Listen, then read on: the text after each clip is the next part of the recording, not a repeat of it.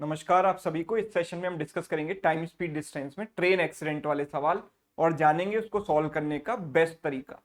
तो सवाल देखिए, a train after covering 40 kilometre of total distance met with an accident.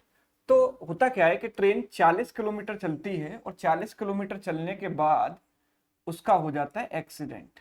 ठीक है, जिसकी वजह से होता क्या है कि उसकी जो स्पीड है वो 1/4 से कम हो जाती है, मतलब एक चौथाई कम हो जाती है, जिसकी वजह से ट्रेन 1 घंटा लेट पहुंचती है। राइट। अब अगर यही एक्सीडेंट 20 किलोमीटर और आगे जाकर होता तो it would have reached 55 minutes late. तो उस केस में वो सिर्फ 55 मिनट लेट होती। हमें बतानी है ट्रेन की ओरिजिनल स्पीड या यूजुअल स्पीड। तो हम इस सवाल को कैसे कर सकते हैं? तो देयर आर टू वेज। सवाल ये कह रहा है कि अगर पहले केस में देखो एक्सीडेंट हुआ यहां पर और दूसरे केस में और 20 किलोमीटर आगे जाकर यानी यहां पर हुआ। राइट। इस केस में ट्रेन अगर एक्सीडेंट यहां पर होता है तो ट्रेन 1 घंटा लेट होती है, 60 मिनट्स लेट। और अगर एक्सीडेंट और 20 किलोमीटर आगे जाकर हो तो ट्रेन 55 मिनट लेट होती है। ठीक है। अब अगर मैं इस क्वेश्चन को सॉल्व करने की मेथड की बात करूं तो there are two ways. One is basic method. सबसे पहले मैं आपको इसको बेसिक से बताऊंगा और उसके बाद हम इसका जो शॉर्ट मेथड है वो देखेंगे। तो बेसिक तरीके से हम इसको कैसे कर सकते हैं, इक्वेशन बनाकर कर सकते हैं। देखो, ट्रेन की स्पीड 1/4 कम होती है तो मैं ट्रेन की ओरिजिनल स्पीड मान लेता हूं 4s। अगर इसमें 1/4 कम कर दोगे, मतलब s कम कर दोगे, तो बचेगा 3s। राइट। मैं पहले केस की बात करता हूं। अगर ट्रेन 40 किलोमीटर चलती है अपनी नॉर्मल स्पीड से तो 40 अपॉन नॉर्मल स्पीड कितनी है उसकी 4s। राइट, इतना टाइम लगेगा। प्लस जो बची हुई डिस्टेंस है, लेट सपोज ये डिस्टेंस मैंने मान ली d, तो बची हुई डिस्टेंस कितनी हो गई 20 प्लस डी। तो 20 प्लस डी उसने चली कितनी स्पीड से? रिड्यूस्ड स्पीड से, यानी 3s स्पीड से। तो जो उसे टाइम लगा वो 1 घंटा ज्यादा लगा नॉर्मल टाइम से। नॉर्मल टाइम उसे कितना लगेगा?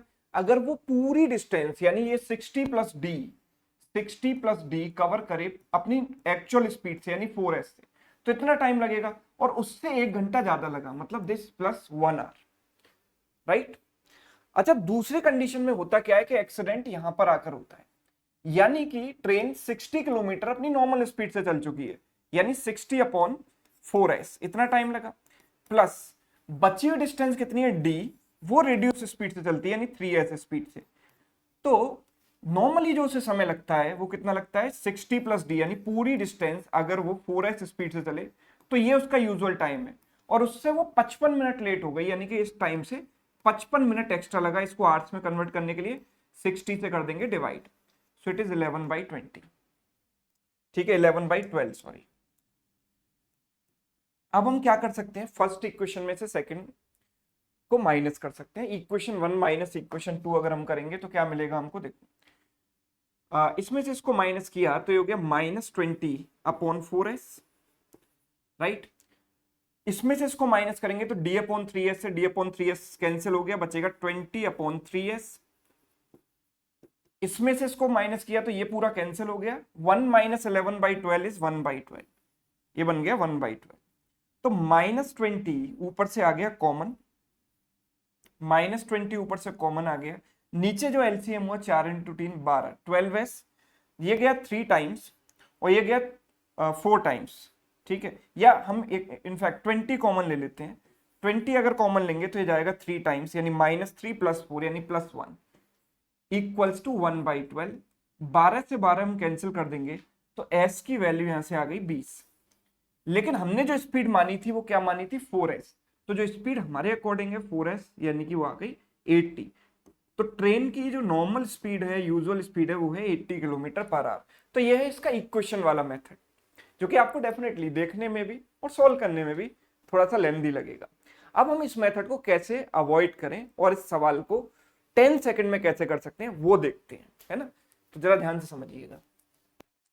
मैं ये कह रहा हूं कि अगर हम दोनों केसेस को कंपेयर करें, दोनों केसेस मतलब एक केस तो ये कि जहां पर ट्रेन का एक्सीडेंट यहां पर हुआ और दूसरा केस जहां पर ट्रेन का एक्सीडेंट यहां हुआ। राइट। इस डी को हटा देते हैं, हमें कोई वेरिएबल लेने की जरूरत नहीं। इस केस में ट्रेन 1 घंटा लेट होती है, मतलब 60 मिनट लेट होती है। राइट। और अगर एक्सीडेंट यहां पर होता है तो ट्रेन 55 मिनट लेट हो रही है। तो ये जो 5 मिनट का फर्क है ना 60 और 55 में, 5 मिनट का जो डिफरेंस है वो क्यों आ रहा है, आपको ये सोचना है।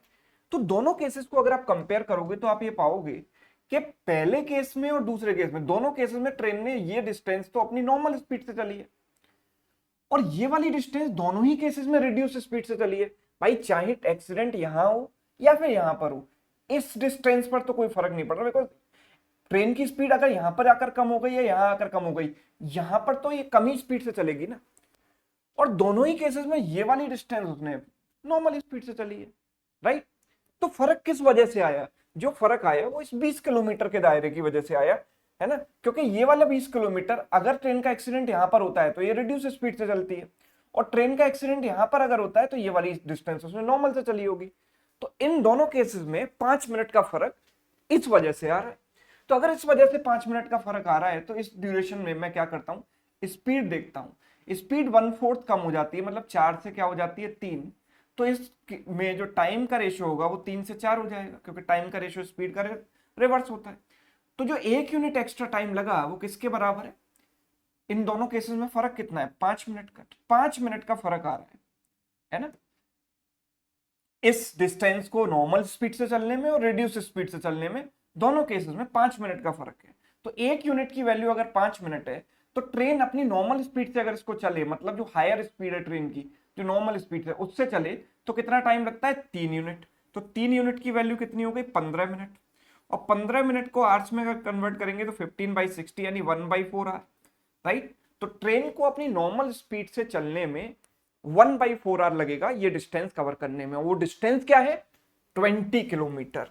यानी जो ट्रेन की स्पीड है, जो नॉर्मल स्पीड है, वो क्या होनी चाहिए, डिस्टेंस अपॉन टाइम। तो 20 किलोमीटर चलने में 1/4 आवर लगते हैं, तो डिस्टेंस अपॉन टाइम करेंगे तो स्पीड आ गई 80 kilometre per hour, right. Yes, अगर आप थोड़ी सी प्रैक्टिस इस मेथड की कर लेते हैं रेशियो वाले की, तो आप ये वाला सवाल भी मुझे लगता है कि बिना पेन पिक किए कर सकते हो कुछ ही सेकंड में, राइट। सिर्फ इतना सा काम हमको करना है। तो answer is 80 kilometre per hour. उम्मीद करता हूं कि ये जो सेकंड वाला मेथड है ये आपको समझ आ गया होगा।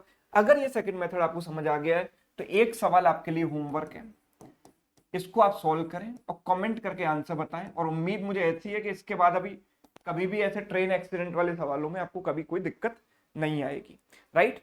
तो ये सेशन आपको कैसा लगा कमेंट करके जरूर बताइएगा। अगर अच्छा लगा है तो दोस्तों के साथ आप इसको शेयर भी कर सकते हो। Thank you so much.